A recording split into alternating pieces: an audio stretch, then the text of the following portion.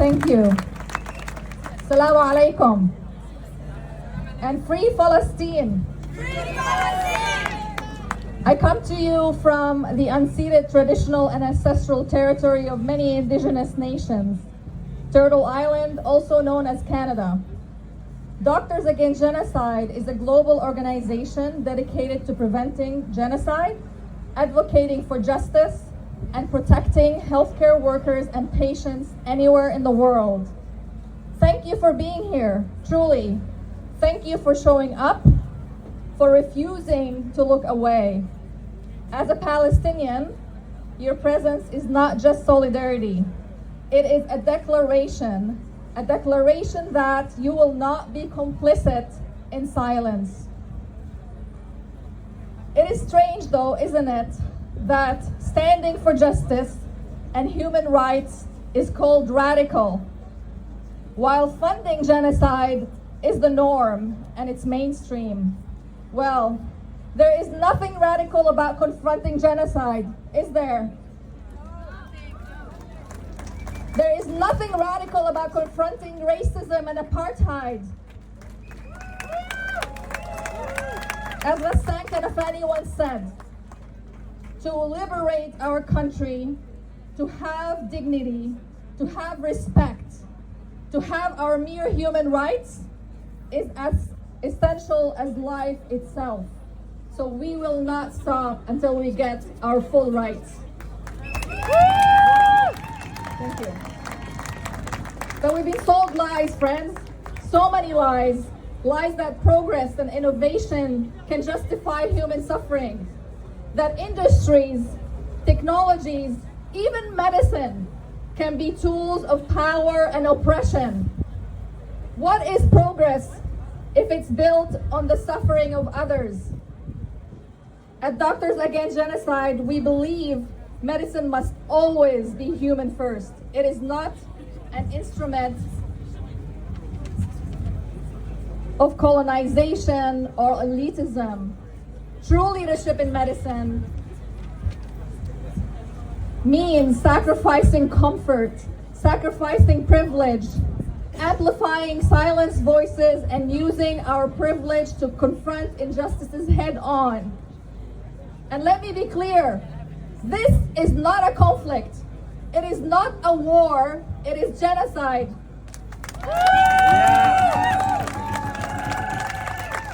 Because language matters. When we obscure the truth, we perpetuate the systems that allow these atrocities to continue.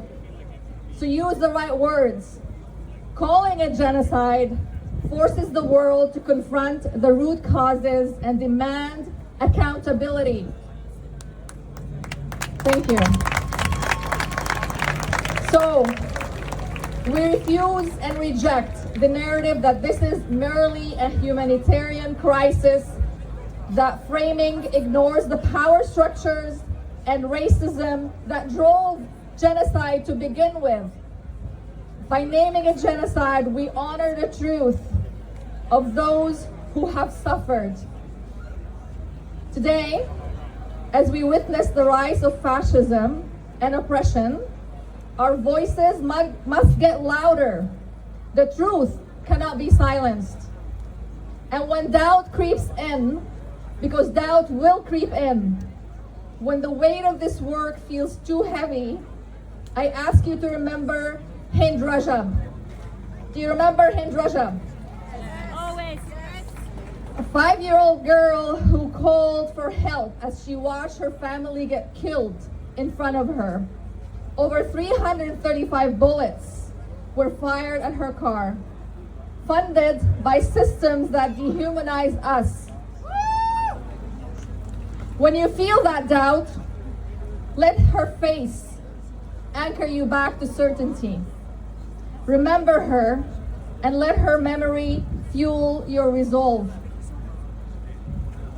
Every bomb that drops on the children of Gaza is funded by somebody's tax dollars. It connects to injustices worldwide. It means that unhoused people in my city, Toronto, will die freezing cold because there is no money for shelters. It means that uninsured citizens in the United States will die because the money that should go to healthcare is going to fund wars and bombs that get on our children. Shame. Shame.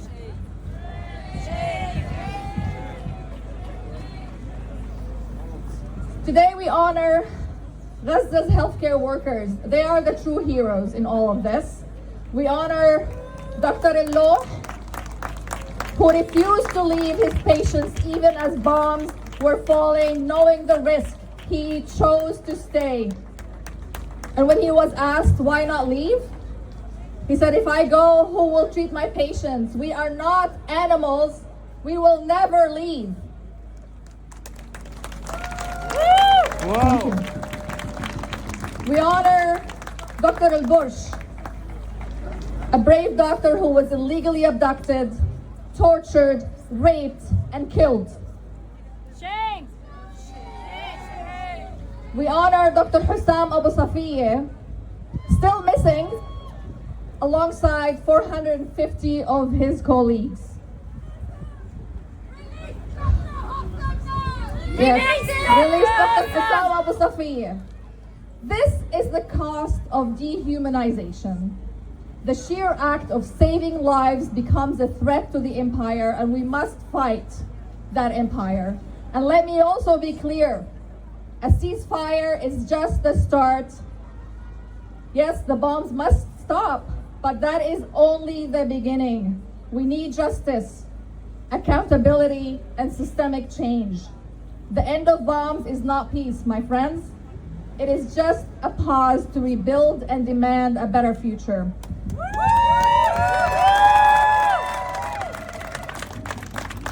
We have very clear demands. A ceasefire should be permanent. Violence must end, but it cannot be temporary. We demand a sustained and lasting stop of all attacks.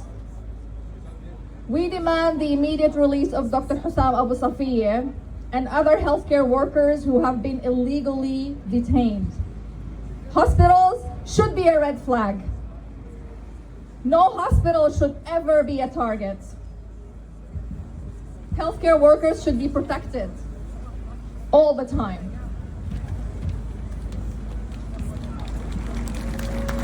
And let's not forget about the West Bank, friends. Let's not forget about Jenin, Tulkarem, Nablus, where all the attention is not even like going there. So let's not forget about that.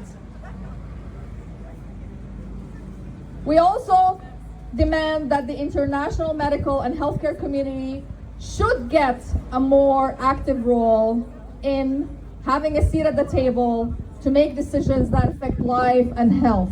Enough with this complicity. The legal framework is not working anymore. We need the doctors to step in. As we stand here in Geneva before the United Nations, let us remind the world that genocide is not just a crime against one people. It is a stain on humanity. To remain silent is to betray the oath to protect life. We Palestinians are mourning. We're mourning the dead. We're also fighting for a better future, where no one endures what we have endured. The weight of this grief reminds us of the urgency to center the voices of our people in Palestine, of the oppressed, and to fight for those who can no longer speak for themselves. We simply cannot let the world look away. Not now, not ever. Thank you, and may peace be upon all of you, and free Palestine. Stop the occupation!